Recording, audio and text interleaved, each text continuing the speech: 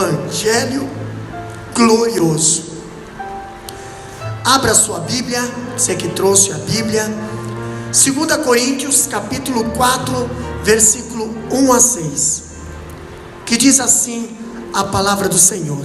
2 Coríntios capítulo 4, versículo 1, que diz assim: pelo que tendo este ministério, segundo a misericórdia que nos foi feita, não desfalecemos, antes rejeitamos as coisas que por vergonha se ocultam, não andando com astúcias nem falsificando a palavra de Deus, e assim nos recomendamos a consciência de todo homem na presença de Deus pela manifestação da verdade.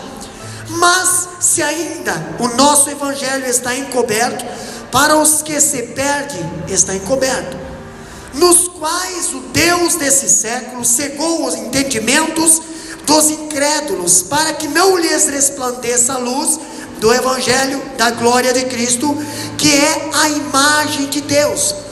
Porque não nós pregamos a nós mesmos, mas a Cristo Jesus, o Senhor, e nós mesmos somos vossos servos por amor de Jesus.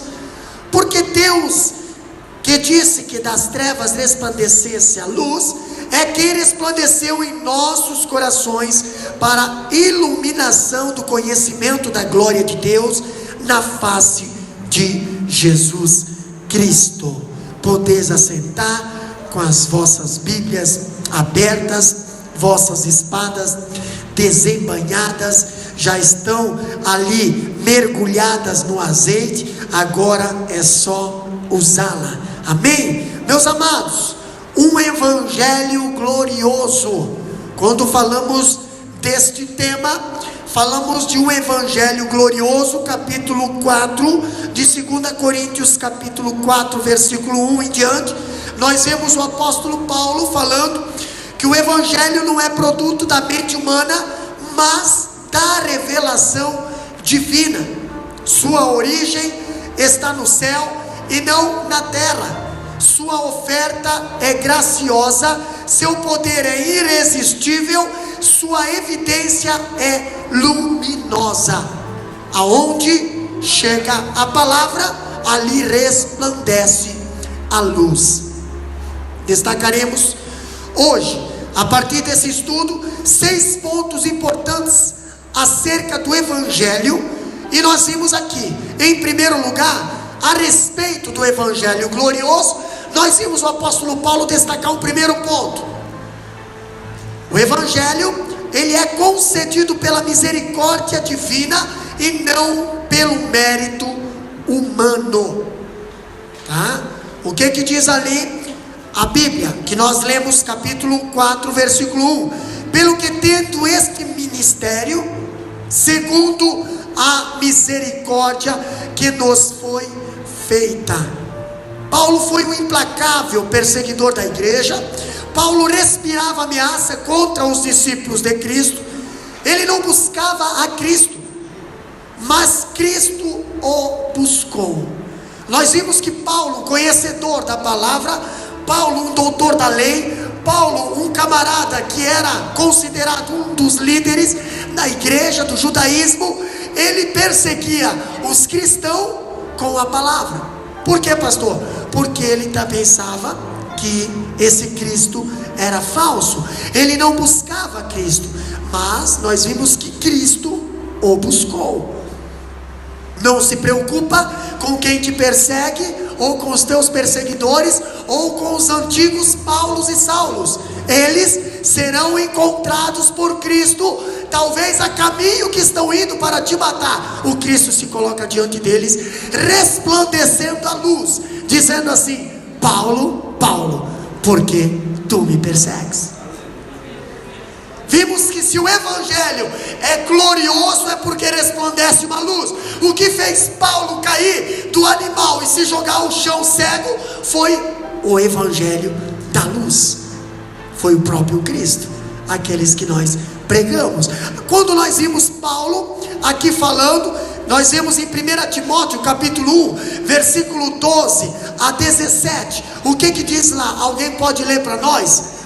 1 Timóteo capítulo 1, versículo 12 a 17. E dou graças ao que me tem confortado, a Cristo Jesus, Senhor nosso, porque me teve por fiel, pondo-me no ministério. A mim que dantes fui blasfemo e perseguidor e opressor, mas alcancei misericórdia, porque eu fiz ignorantemente na incredulidade. E a graça de nosso Senhor superabundou com a fé e o amor que há em Jesus Cristo. Interessante que Paulo queria destruir a igreja, mas tornou-se o maior bandeirante da igreja primitiva.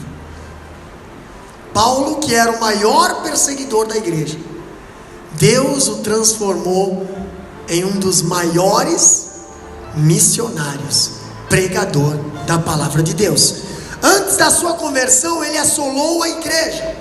Depois da sua conversão, ele transformou-se no maior plantador de igreja. Nós vimos que só na nossa Bíblia tem 13 livros que foi ele quem escreveu. Muitas das vezes nós vivemos a vida inteira para escrever um livro de 2, 3 páginas, né?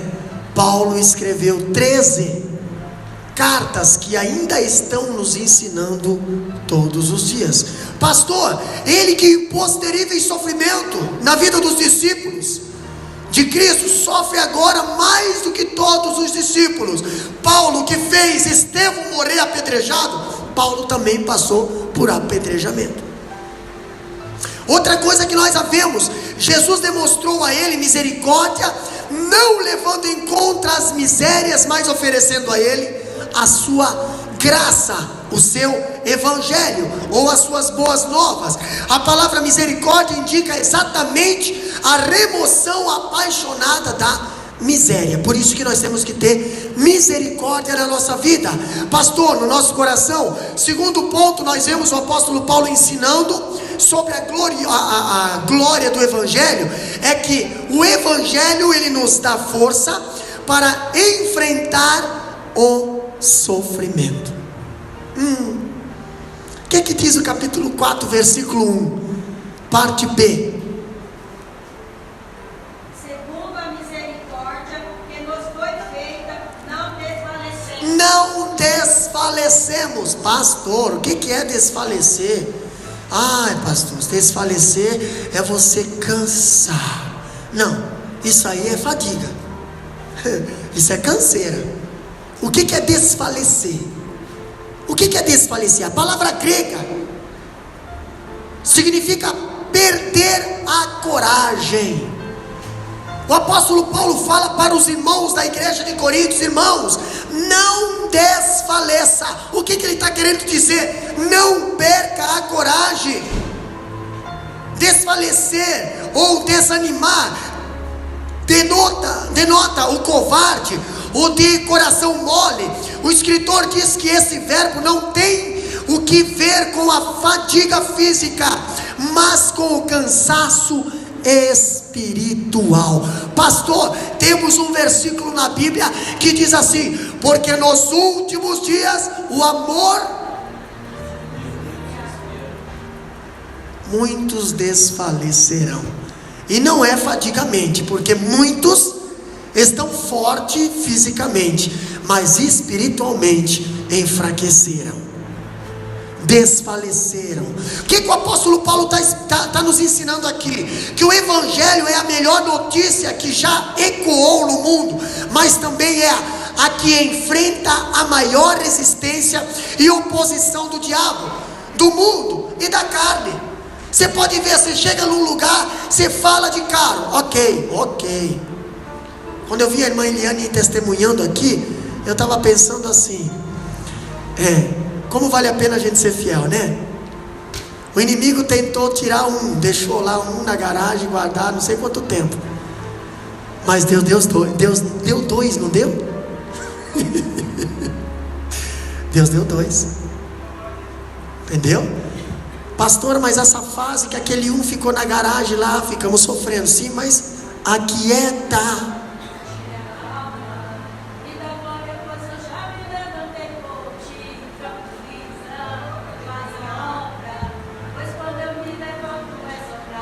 Viu? Tá vendo? É que nós temos que se aquietar.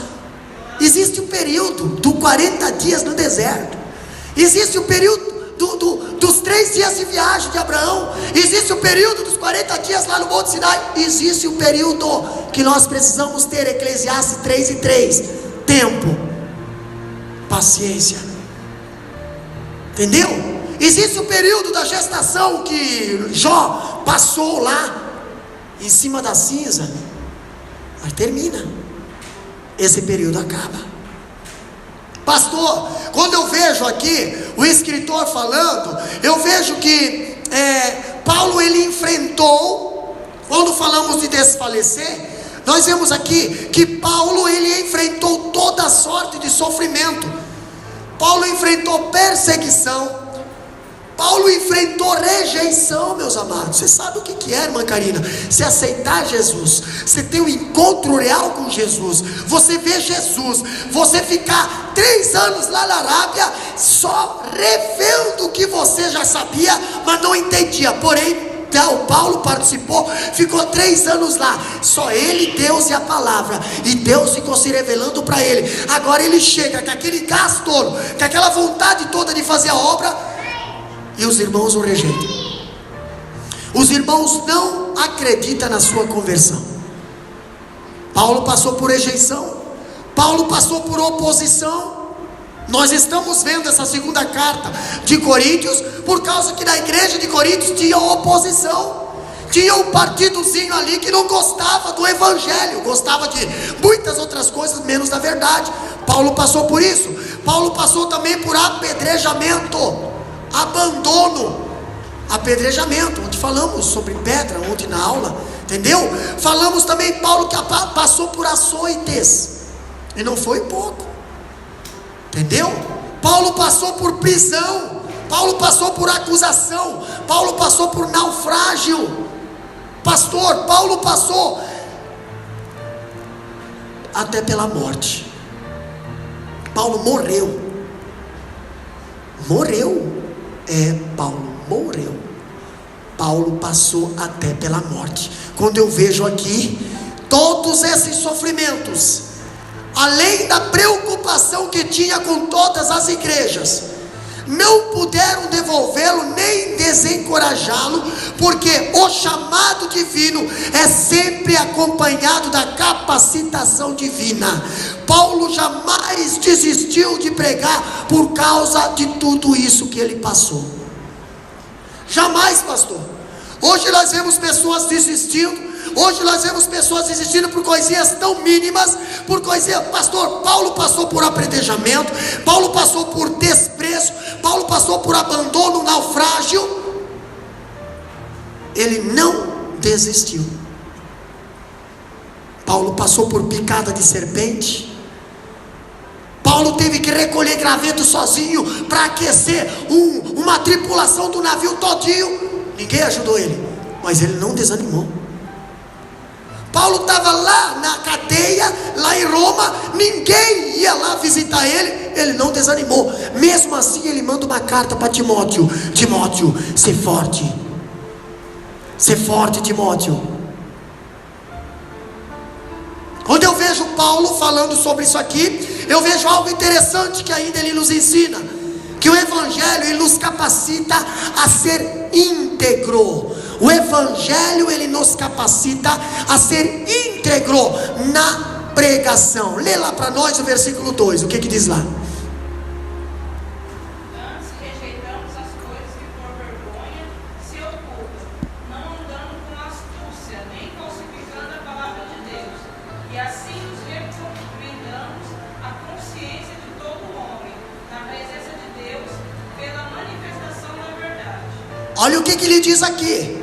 Vamos aí interpretar esse versículo. Pelo contrário, rejeitamos as coisas que, vírgula, por vergonhosas se ocultam. Irmão, falamos aí, eu acho que umas 2 terças-feiras atrás, sobre máscaras, né? Tem pessoas que por vergonha, por falta de coragem, usam uma máscara que interpreta uma coisa, mas na realidade é outra. Paulo está falando disso daqui, que por vergonhosas se ocultam, não andando com astúcia, nem adulterando a palavra de Deus. O que quer dizer isso? O que é adulterar? Você vai adulterar um documento, adultera uma documentação, adultera a identidade, adultera. É uma falsificação. Se você for olhar desde o começo, se você for analisar desde o começo da história da humanidade, Satanás, o que ele tem feito? Tentado adulterar a palavra. Entendeu? Jesus foi tentado no deserto com uma palavra adulterada. Se tu és filho de Deus, transforma essas pedras em pão. Se tu és filho de Deus, se joga daqui para baixo, tenta contra a tua própria vida, que dará ordem aos anjos ao seu respeito, que não te acontecerá nada de mal. Mateus capítulo 4. Se tu és filho de Deus,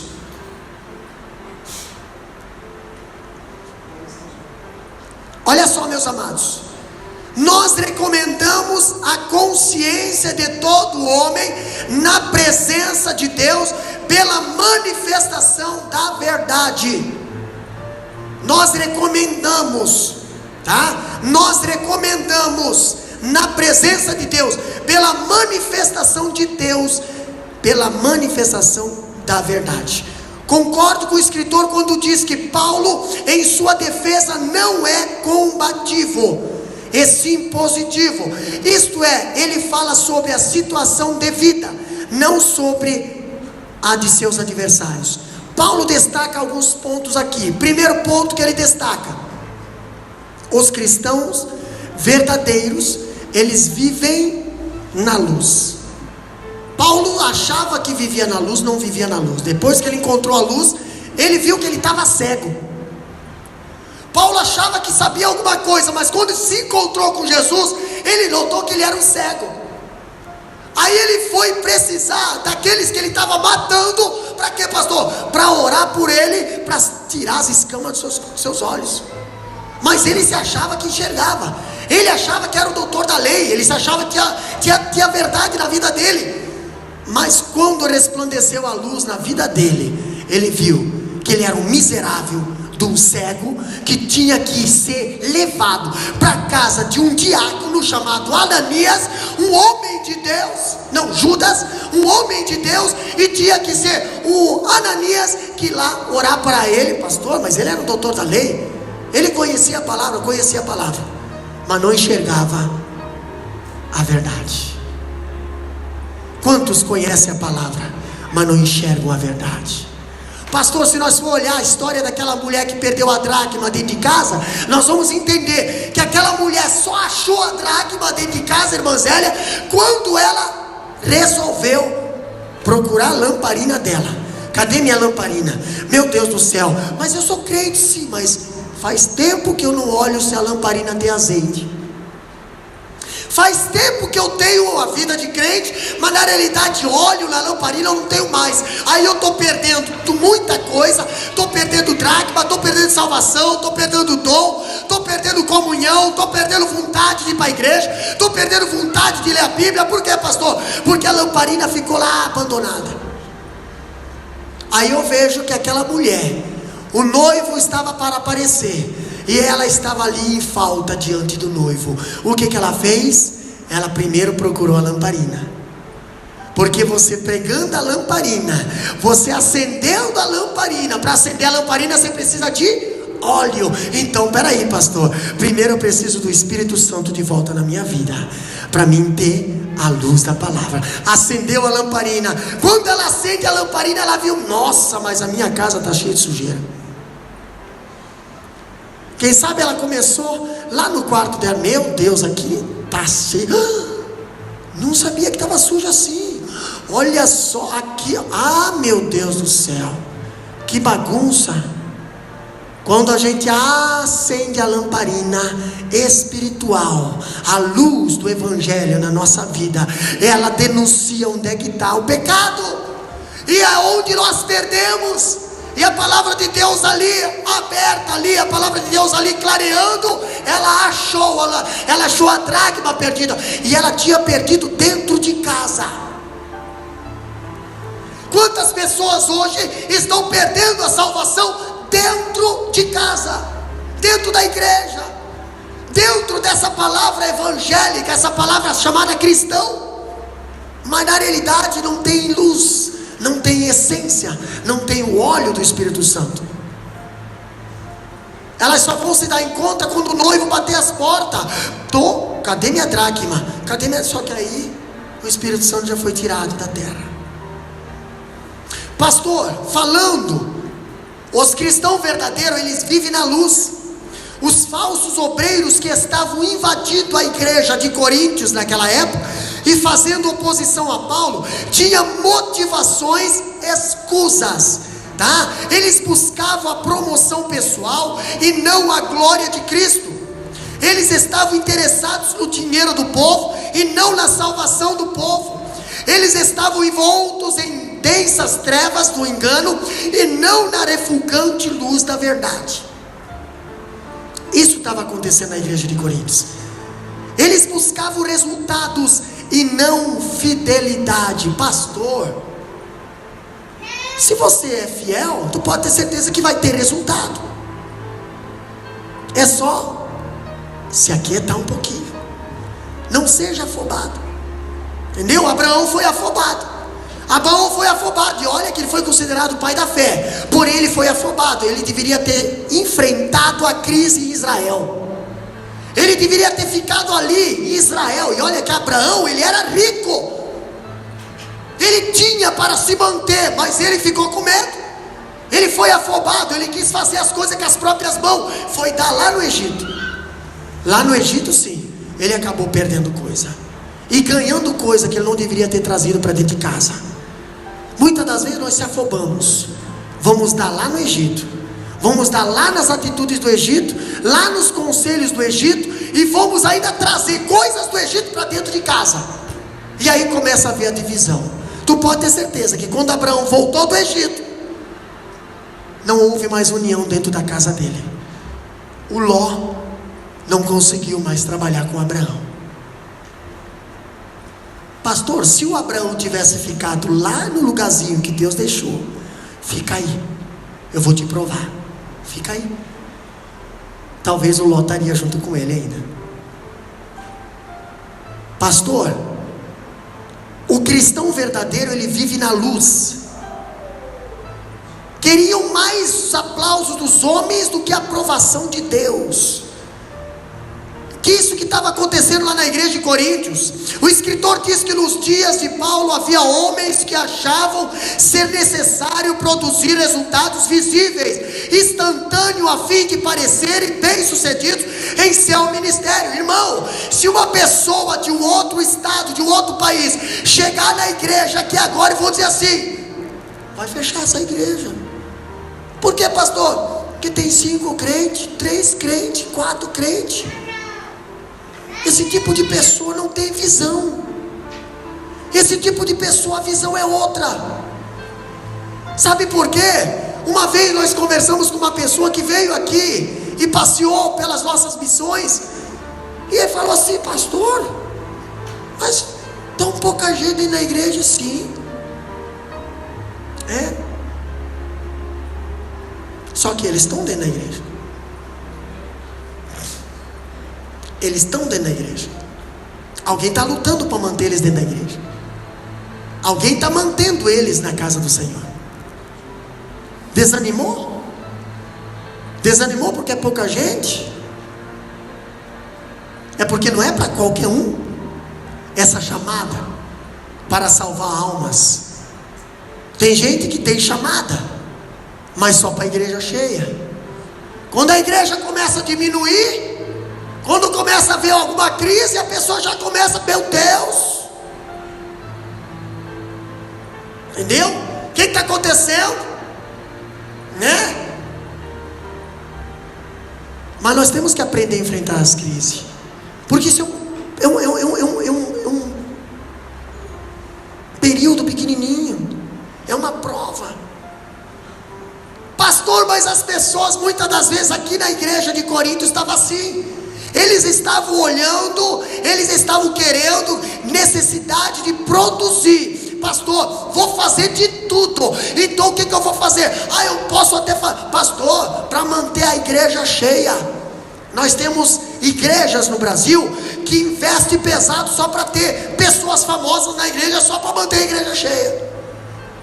Mas eu garanto que o dia que não vier uma pessoa famosa lá, os bancos estão vazios. E ao desespero desses líderes, quando vê os bancos vazios. Por quê, pastor?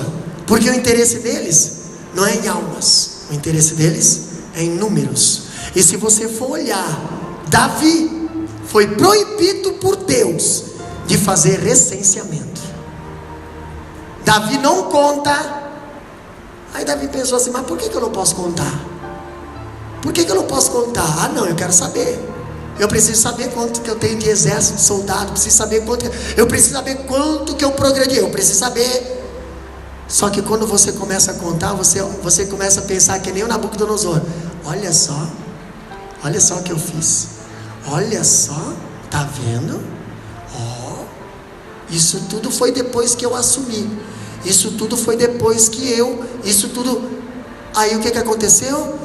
Deus mandou um castigo que morreu 70 mil por causa dessa desobediência. Não conta, meu irmão. Deixa os números na mão do Senhor. Deixa os números na mão do Senhor. Quando eu vejo aqui falando ainda que eles buscavam resultados e não fidelidade, eu vejo outra coisa a respeito do Evangelho. Os cristãos verdadeiros não usam truques para pregar a palavra. O que diz ali no capítulo 11, versículo 3 de 2 Coríntios? 11, 3.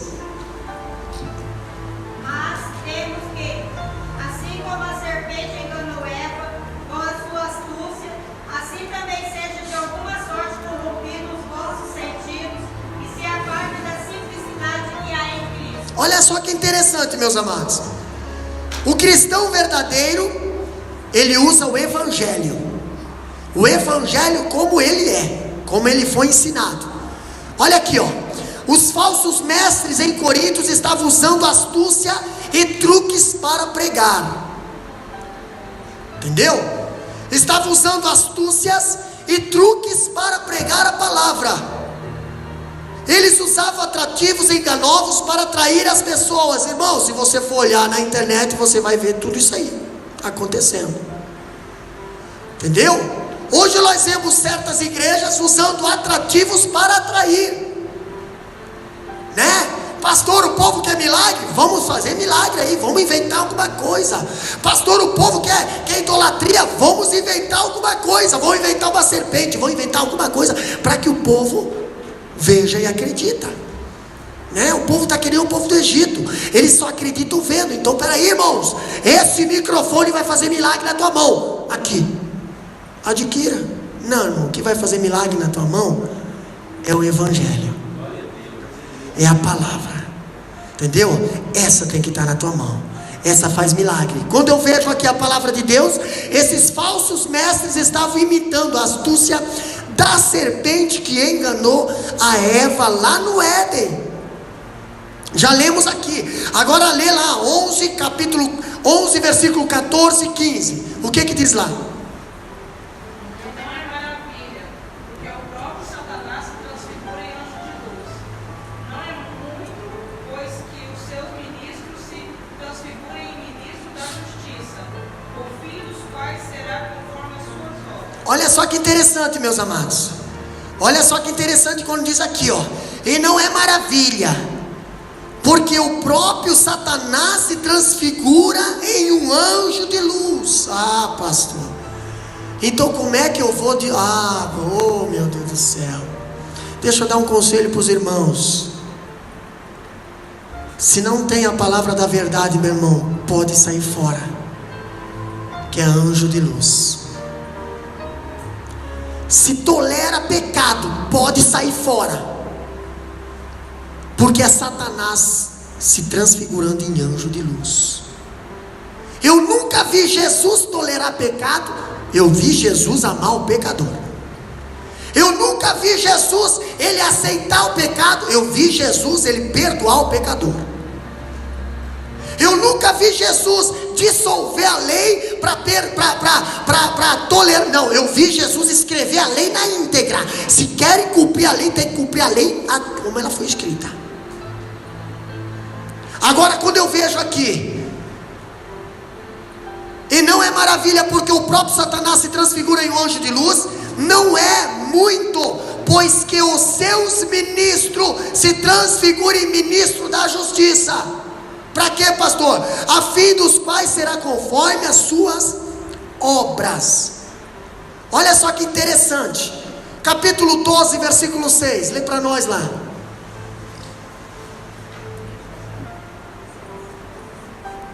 Porque se quiser gloriar-me, não serei nércio, porque direi a verdade, mas deixo isso, para que ninguém cuide de mim mais do que em mim vê ou de mim ouve. Olha só o que o apóstolo Paulo estava falando para a igreja de Coríntios.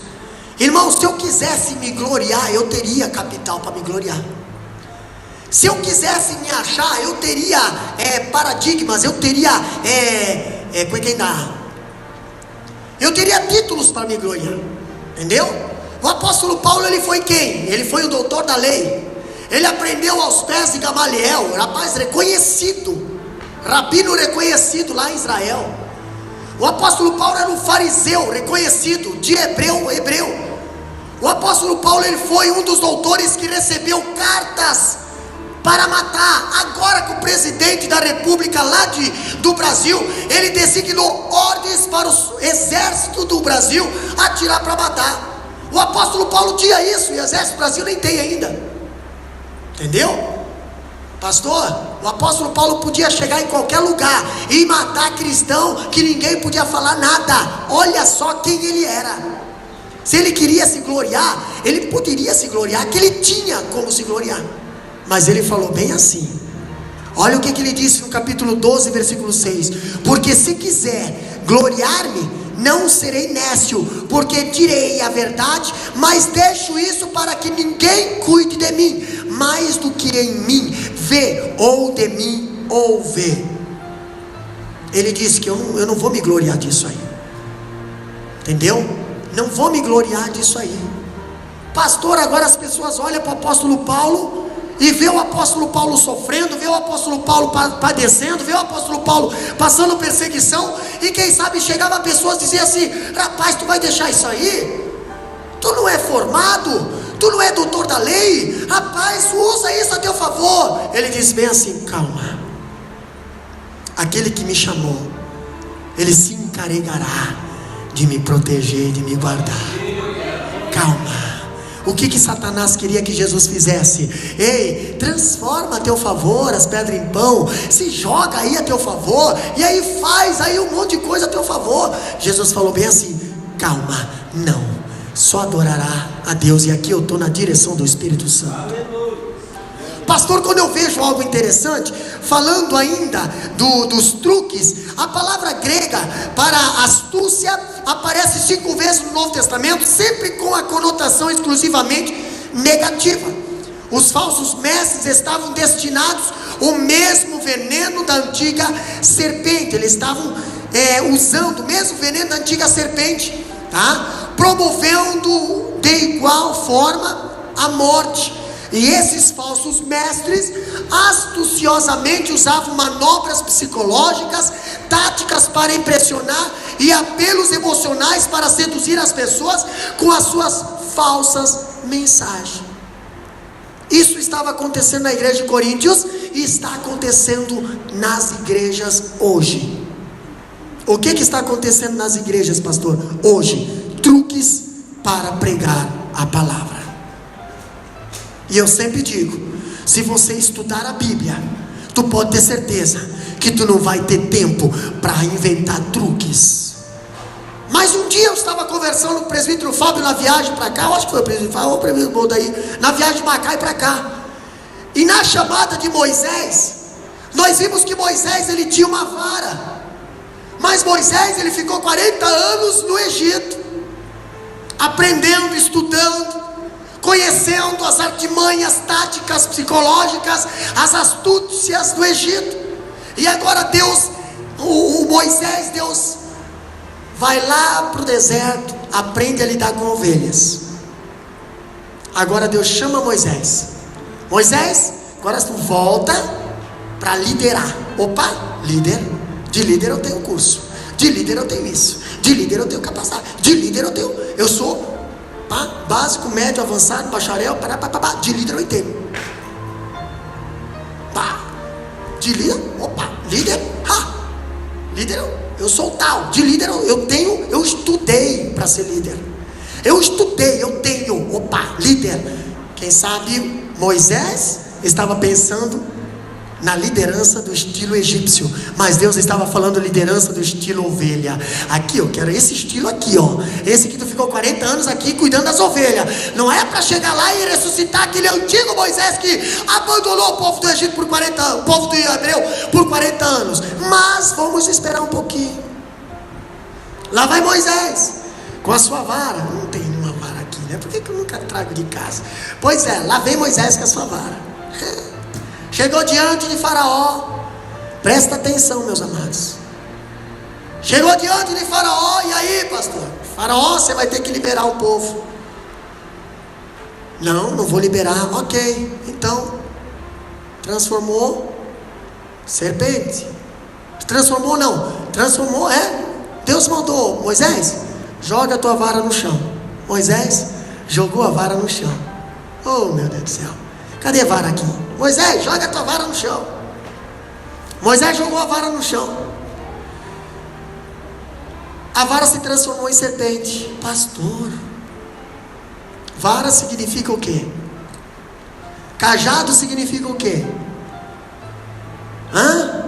Cajado significa o quê? Autoridade significa o quê? Liderança, o que mais?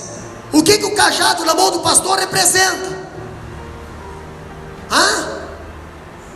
Direção, o que mais? Poder, ok. Mas quando Deus mandou o Moisés jogar a vara que representa isso que vocês falaram no chão, isso tudo que vocês falaram aí se transformou igualzinho naquilo que o Faraó também tinha: serpente. Serpente. Deus revelou algo no ministério de Moisés que Moisés não sabia. Moisés, tu tem que se libertar das coisas do Egito.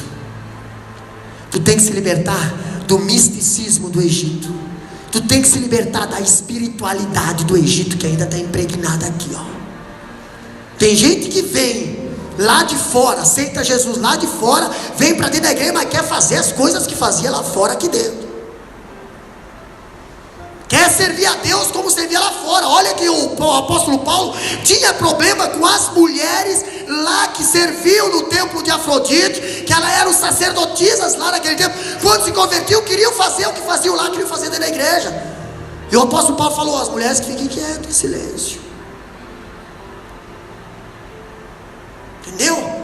Quando Moisés jogou a vara no chão, ele viu que a vara dele estava fazendo a mesma coisa que a vara de Faraó. Peraí, nós temos que ser a diferença. Tá vendo, Moisés, como é que a tua vara tá? Tá vendo, Moisés, como tu quer liderar meu povo? Tá vendo, Moisés, que você precisa de uma desintoxicação do Egito ainda? Pega a tua vara, Moisés, porque agora já se manifestou na tua liderança aquilo que eu não quero na tua liderança. Muitas das vezes Deus precisa, para fazer uma libertação, Ele precisa que se manifeste primeiro. E é bom quando há manifestação. É bom quando há essa manifestação, porque aí você consegue enxergar aonde a serpente está trabalhando. E muitas das vezes você não percebe, mas ela está dentro do teu cajado. E Deus manda você jogar esse cajado no chão, no ato de humildade, para você ver a manifestação. Pastor, só se joga no chão quem é humilde. Pois é, os humildes se jogam no chão e se levanta com exaltação de Deus. Lá vai Moisés agora: pastor, pega o cajado, Moisés. Pega o cajado, Moisés, que até agora tu estava trabalhando dessa maneira. Agora que tu viu a realidade que estava a tua liderança, agora você não quer pegar, pega o cajado. E pega a cauda. Pega o cajado. Eu tinha tanta força, eu tinha tanta autoridade, até acontecer isso, agora eu estou com medo. Pega o cajado. Moisés pegou o cajado e o cajado se transformou. Pegou a serpente e a serpente se transformou num cajado. Opa! Agora nunca mais vai se transformar em serpente. Por quê, pastor? Porque Deus libertou a liderança de Moisés. Deus fez uma libertação ali na liderança de Moisés. Precisou fazer isso, pastor. Deus precisou fazer isso com Moisés, porque senão Moisés ia querer liderar o povo de Israel, o povo hebreu, com a serpente, o misticismo, o espiritismo lá do Egito ainda. E disso ele sabia. Ele tinha faculdade dessas coisas. Ele entendia das operações sobrenaturais com serpentes lá no Egito. Ele só não entendia que Deus, quando Ele está no negócio, Ele faz as serpentes se manifestar. Deus, quando Ele está no negócio, irmã Liane, a serpente ela se manifesta, ela se revela, ela se revolta. Aí, meu amigo, ou você pega na serpente, enfrenta ela e repreende ela, ou senão você continua trabalhando com o teu ministério com serpente. Quando eu vejo o apóstolo Paulo falando de truques para pregar, eu vejo algo interessante ainda aqui.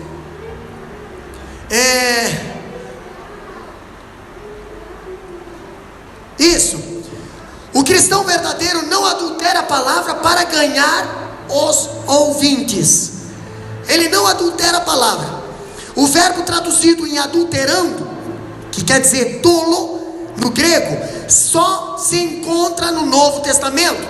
Os falsos mestres, meus amados, como mascates espirituais, estavam adulterando a palavra de Deus, misturando suas ideias heterodoxas ao evangelho, adicionando a palha aos seus ritos, ao trigo da verdade.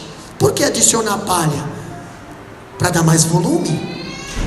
Se você for olhar o povo lá, os descendentes de Noé, se você for olhar quando eles começaram a construir a Torre de Babel, você vê que eles trocaram pedra por tijolo e argamassa por palha.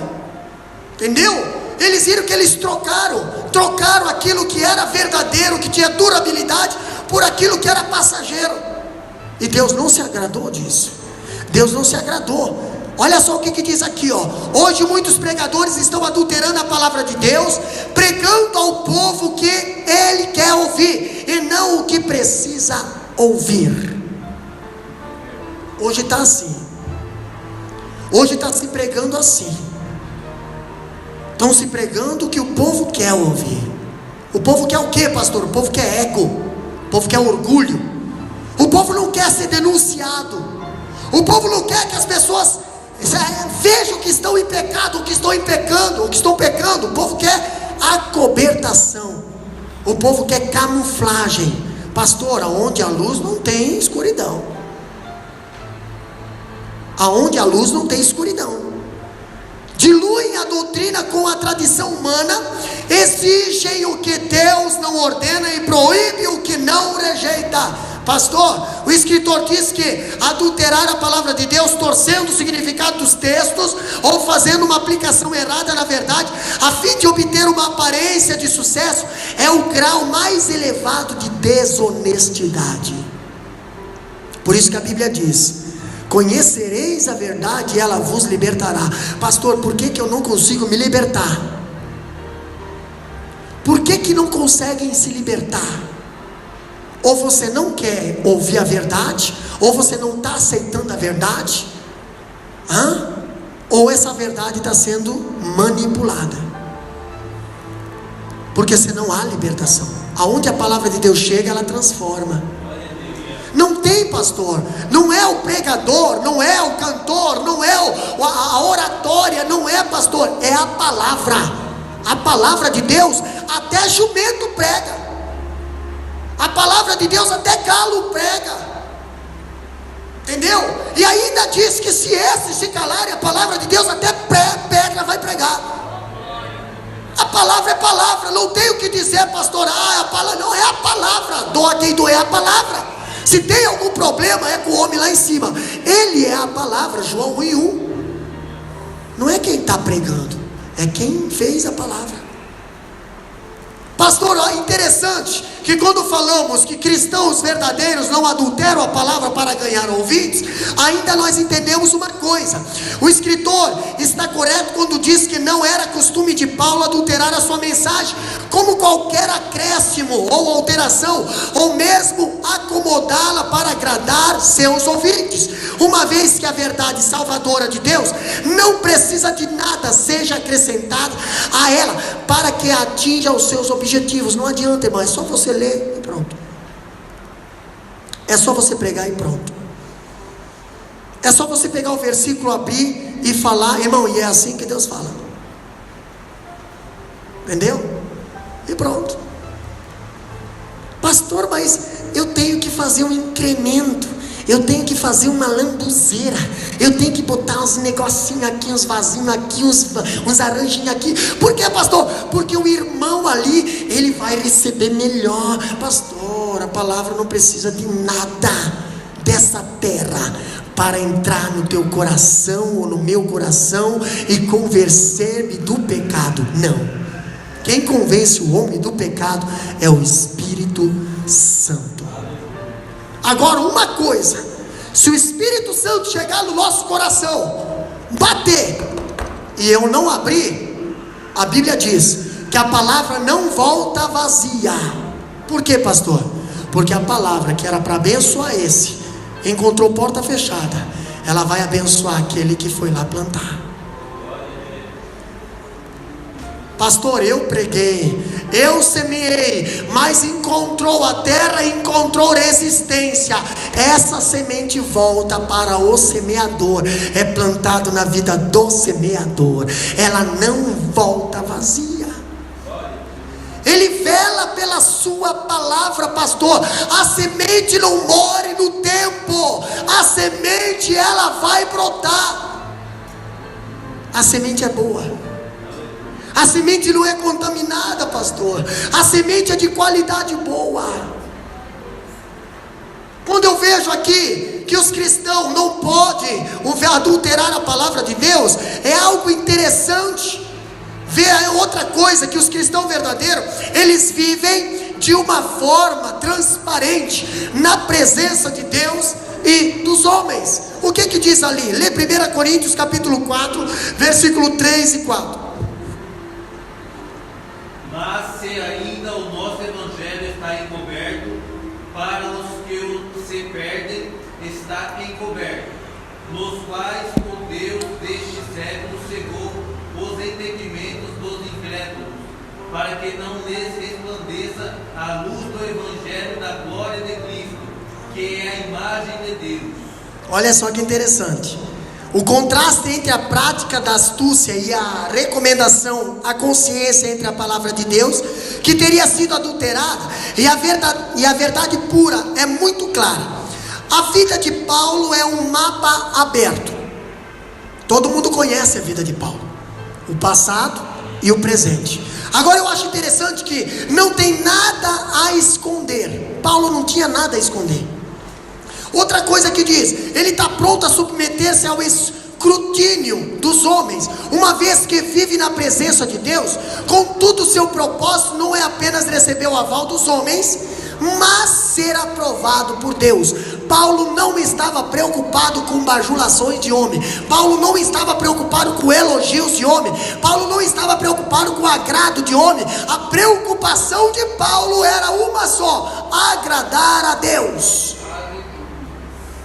Agradar a Deus. E eu acho interessante como foi lido aqui em capítulo 4, 3 a 4 de 1 Coríntios. Todavia a mim muito pouco se me dá de ser julgado por vós. Ele diz assim: irmãos, vocês ou algum juiz humano, nem eu tampouco a mim mesmo me julgo, porque em nada me sinto culpado, mas nem por isso considero justificado, pois quem me julga é o Senhor. Sabe o que ele quis dizer? Irmãos, quem está me julgando é Deus. Quem está me observando é Deus. Quem está me orientando é Deus. Se eu tiver errado, é Deus que vai pesar a mão sobre mim. Entendeu?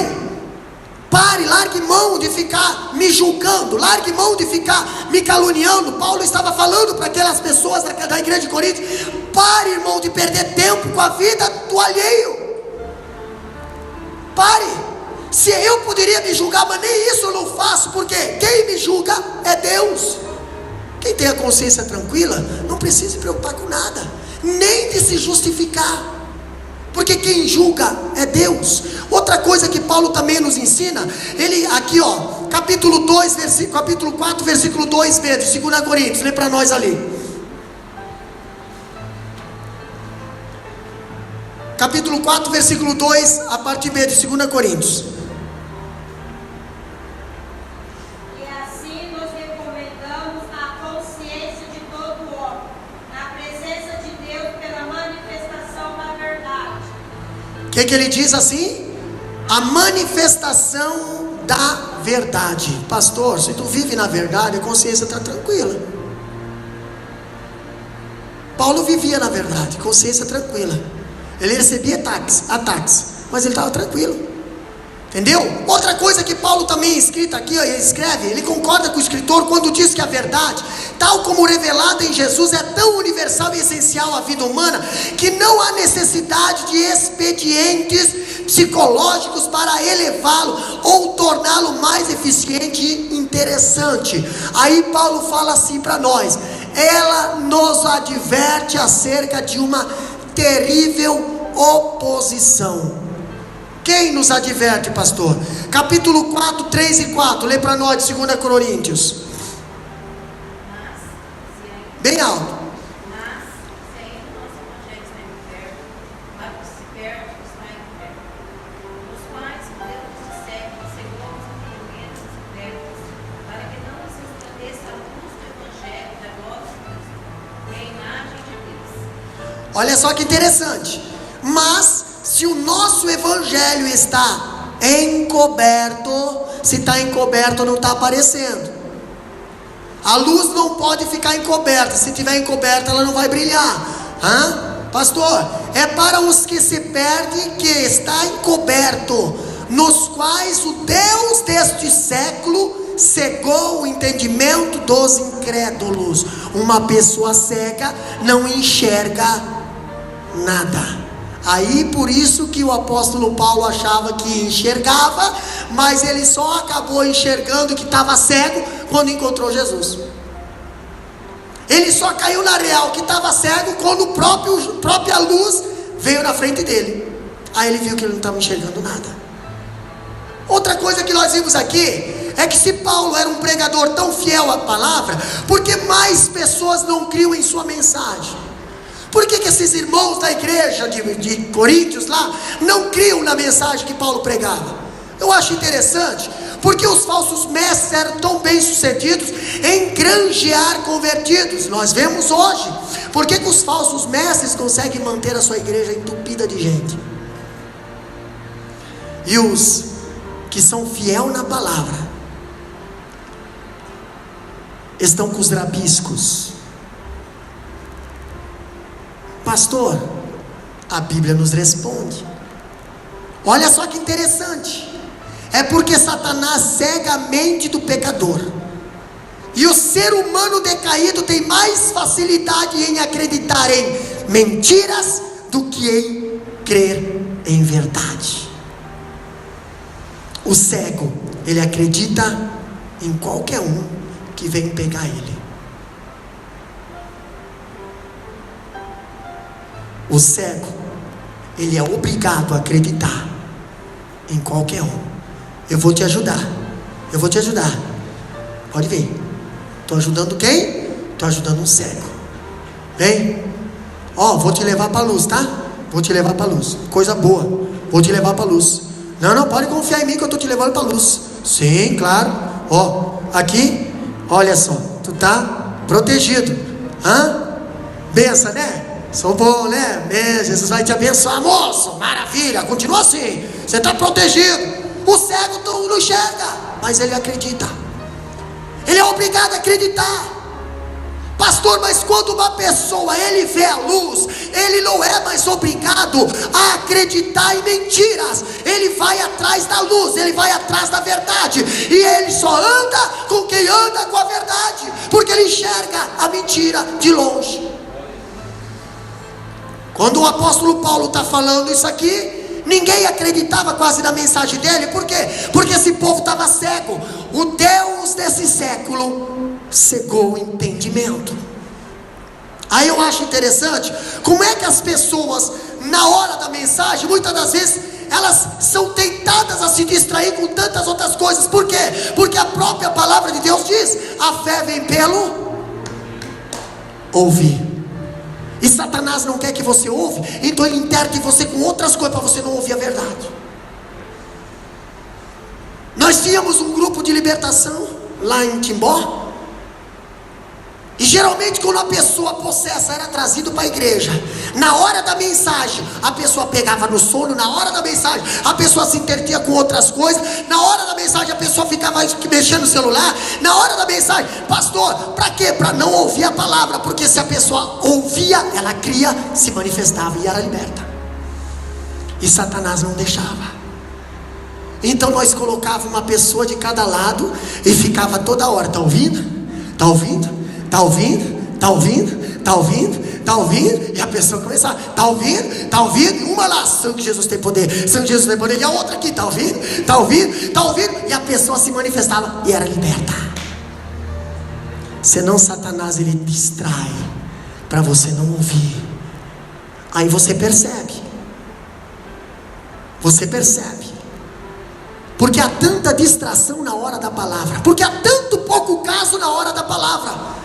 É por causa que o Deus desse século tem cegado entendimento para não ouvir, porque a fé vem pelo ouvir, e ouvir a palavra de Deus. Outra coisa, meus amados, que diz aqui ainda, olha só que interessante. Porque os falsos, olha aqui, ó, na mesma linha de pensamento, o escritor diz que os adversários de Paulo, acusando-o de apresentar o evangelho que era encoberto e ineficaz, com isso reivindicavam que o evangelho deles era aberto, digno de nota de que ganhando muitos seguidores. Pastor, nem toda a igreja cheia é igreja convertida. Tem muita igreja que está cheia, mas está virado num câncer de heresias. Tem muita igreja que está entupida, mas não tem culto de ensino. As pessoas não sabem nem se é Jesus ou Genésio que morreu na cruz. As pessoas não sabem nem quem foi Pedro, nem quem foi Paulo. Não conhecem nem o que é pecado, o que é artimanha de pecado. Não sabe. O povo está cego. Estão ensinando o povo a ser seguidor de quem? De homem e não de Jesus. Quando você ensina a palavra, meu irmão, você não tem como você fugir da palavra. Você está ensinando a pessoa o caminho do céu e não o caminho da igreja.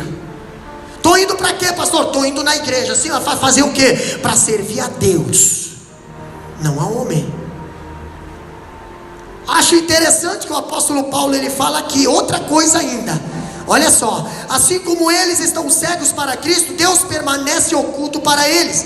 Algumas verdades devem ser destacadas aqui. E a primeira verdade é: o evangelho, ele tanto salva quanto condena. O mesmo evangelho é poder de Deus para a salvação, não de todos os homens, mas daqueles que creem. Romanos capítulo 1, 16 e 17. Abre lá para ver se isso que eu estou falando é verdade. Romanos capítulo 1, 16 e 17. Porque não envergonha do evangelho de Cristo, pois é poder de Deus para a salvação de todo aquele que crê, primeiramente do judeu e também do grego, porque nele se descobre a justiça de Deus, de fé em fé, como está escrito: mas o justo viverá pela fé. Os que rejeitam o evangelho estão debaixo da condenação do evangelho. Para uns somos cheios de vida, cheiro de vida, para a vida, para outros aroma de morte para a morte, pastor. Para uns a palavra é de bênção, para outros a palavra é de ataque. Irmão, o evangelho é evangelho. O evangelho é evangelho. Não tem o que você dizer, ah pastor, não, é evangelho. O diabo, pastor, olha só o que o apóstolo Paulo nos ensina aqui. O diabo interfere na mente dos ouvintes. Capítulo 4, versículo 4, lê para nós lá. Pode ler. Isso, 2 Coríntios. Nos quais os deuses deste século cegou os entendimentos. Beleza. Dos quais o Deus desse século. Pastor, quem é o Deus desse século? Porque o meu Deus é o Deus do princípio e do fim. É o alfa e o ômega. É o que criou, é o criador, é o que fez os céus e a terra. E isso é o Pai da eternidade. Não é o Deus desse século. É o Pai da eternidade, que é muito mais do que um século. Quem é o Deus desse século? Satanás.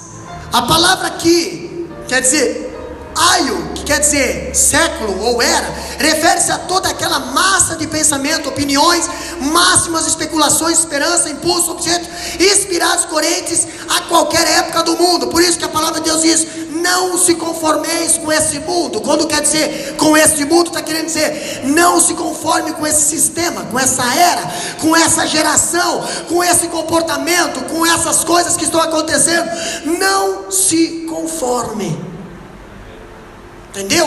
Não se conforme. Ainda diz que o diabo não dorme, não tira férias, nem descansa. E nós pensamos que está tudo bem. Estou tranquilo, irmão. Tenho Deus, tenho proteção. 1000 cairão ao teu lado, 10.000 à tua direita, não será atingido. Hipócrita. Sabe qual é? Olha só que interessante. Você sabe qual é o sacrifício de uma pessoa?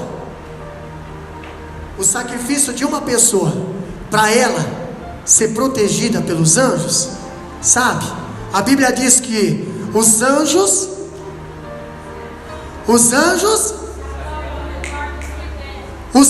se acampam ao redor dos que o temem. O que é temer a Deus?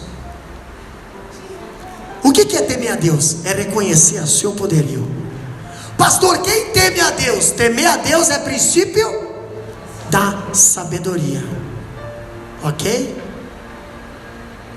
Temer a Deus, ser sábio não é você falar palavras bonitas. Ser sábio é você tirar a máscara. Ser sábio é você tirar a máscara de coragem, de corajoso, de super-homem, de mulher maravilha, e dizer assim: Deus, ressuscitar esses ossos aqui, deixa eu tirar minha máscara. Tu o sabes. Aí Deus fala: então profetiza, profeta. Agora já imaginou se o profeta Ezequiel, irmã Clécia, estivesse falando assim: Deus, é só tu mandar eu profetizar aqui que eu vou. Deus aqui tem um vaso à disposição, né? Aí Deus fala: tá bom, então vai pro joelho primeiro. Vai lá 40 dias no deserto, 40 dias no monte. Vai lá passar por um testezinho. Aí a pessoa vai para o deserto. Não, eu vou dar um tempo, vou parar um pouquinho, porque não, o negócio é... Não, pois é, então tu não serve para profetizar para osso, que a tua vida está mais seca do que os próprios ossos. Agora, quando você tira e diz assim: Deus, tu sabes. Aí Deus fala: então se é eu que estou no comando, então começa a profetizar a minha palavra. E lá vai o profeta: ossos, carne, nervo, tendões, e vai profetizando e vai movimentando ali. E o profeta: Deus do céu, isso não é eu, é Deus. Isso aqui é Deus, isso aqui é Deus, é Deus, é Deus, é Deus. Você reconhece? Temos que reconhecer, meus amados, que é Deus na nossa vida. Irmão, já estou encerrando. O diabo ataca os incrédulos com cegueira espiritual. Pastor, como assim? Capítulo 3, 15 a 16. Lê para nós ali de 2 Coríntios. O que diz lá? E até hoje, quando é lido Moisés, o véu está posto sobre o coração deles.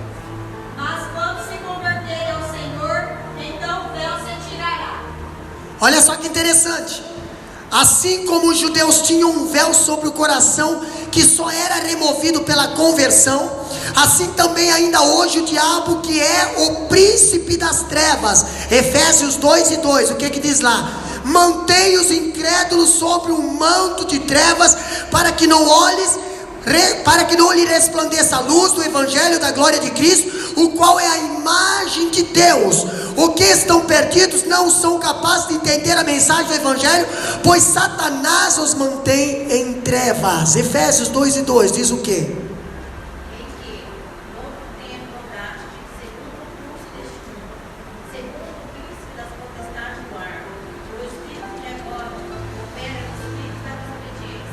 Olha só, isso aqui é o apóstolo Paulo falando. O apóstolo Paulo está falando aqui. O que ele está dizendo? Em que no outro tempo andaste segundo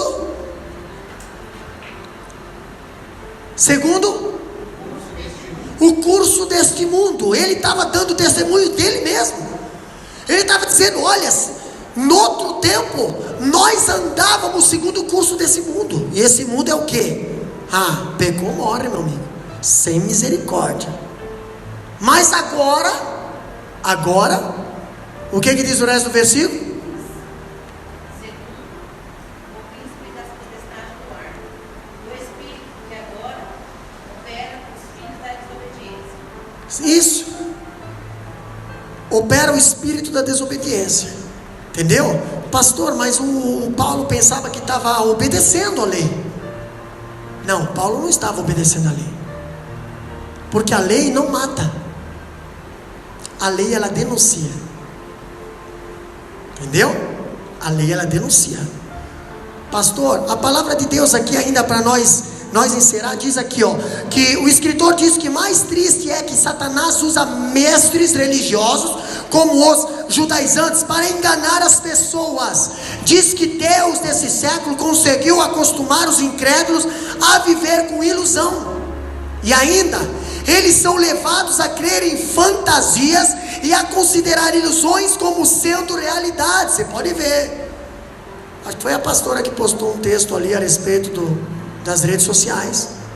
Quer se ver no futuro? Olha agora. Olha como você seria se fosse menina. É o Deus desses. Mas nisso aí o povo acredita. Agora vai falar de Jesus para ver. Vai falar de Jesus para você ver. Vai fazer um seminário para você ver. Rapaz, misericórdia. Porque estão cegos, que se eles enxergassem o que isso faz de bem na nossa vida, eles largariam a vida lá de fora e correriam para os braços de Jesus. Outra coisa para nós encerrar: eles os mantêm longe da presunção. Quem nos mantém longe? O Evangelho, capítulo 4, versículo 5.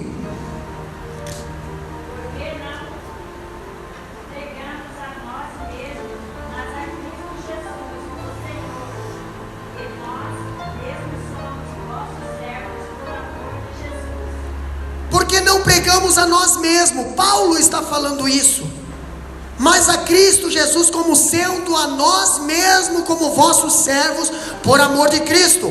Ele está dizendo aqui, o escritor diz que os judaizantes gostavam de pregar a si mesmo. Os fariseus, meus irmãos, a Bíblia diz que Jesus falava que os fariseus andavam pomposamente com seus mantos cheios de franjas pela cidade. Para quê? Para mostrar que eles eram homens, entendeu? Homens da lei. Jesus era perseguido por esses camaradas. Imagina o João Batista quando vinha pregando na beirada do Rio Jordão. Ele não tinha uma igreja que nem essa aqui. Então ele ia para os barrancos dos rios. Daqui a pouco estava pregando João Batista. Daqui a pouco estava chegando lá os doutores da lei.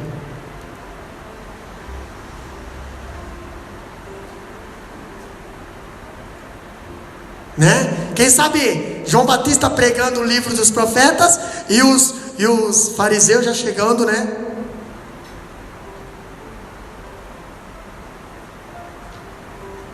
Para conferir, para ver se João Batista não estava pregando errado, para ver se não estava falhando na lei. Entendeu? Jesus, ele denunciou esses camaradas e chamou eles de hipócrita.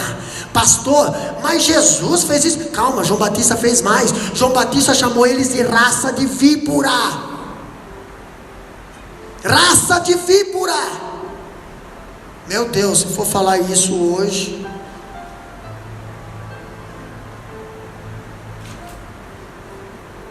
né? Se for falar isso nas nossas pregações hoje, não, pastor, não pode falar isso que o povo sai tudo da igreja.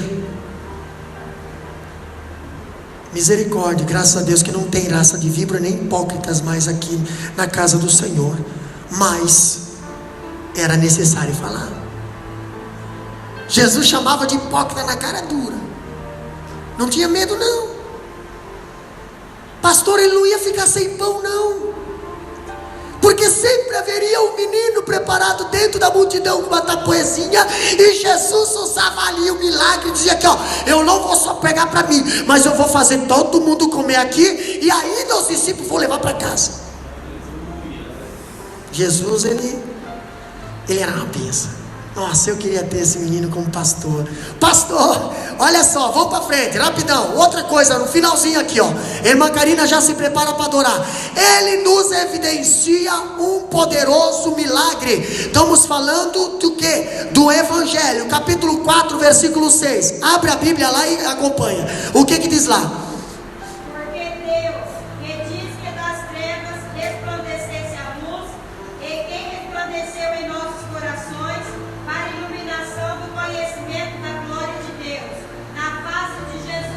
Olha só aqui, ó, as pessoas estão perecendo porque a mente delas está imensa em densas trevas, e essas pessoas estão cegas sem entendimento. Essas pessoas não estão enxergando nada, mas o caso delas não está totalmente perdido, porque Deus pode criar luz, Deus pode criar luz das trevas. Assim como Deus na criação fez a luz brotar das trevas. Em Gênesis capítulo 1, versículo 2 e 3, nós vimos que a terra estava em trevas. A terra estava em trevas. E aí Deus chegou nas trevas e falou assim, ó, haja luz, e houve luz. Da onde veio essa luz? Deus fez surgir das trevas. Entendeu? Pastor, outra coisa que nós vimos aqui, ó, na nova criação ele tira pecadores do império das trevas e os transporta para o reino do Filho do amor, do seu amor. Colossenses 1 e 13. O que diz lá? Colossenses capítulo 1, versículo 13. Ele nos tirou da potestade das trevas e nos transportou para o reino do Filho do seu amor. Ele nos tirou das potestades das trevas e nos transportou para o reino do Filho do seu amor. Meus amados, olha só que interessante. A luz divina raiou em nós, iluminou os olhos da nossa alma e nos arrancou de uma densa escuridão para a luz da vida. Enquanto Satanás cega a mente humana, Deus ilumina o nosso coração. Satanás impede a iluminação, mas Deus a providencia. Pastor, quantas vezes a nuvem negra vem e se coloca diante do sol, e o sol não resplandece na nossa vida, mas a gente precisa saber que o sol está brilhando. A gente não pode dizer o sol parou de brilhar, não. É uma nuvem que está na frente do sol.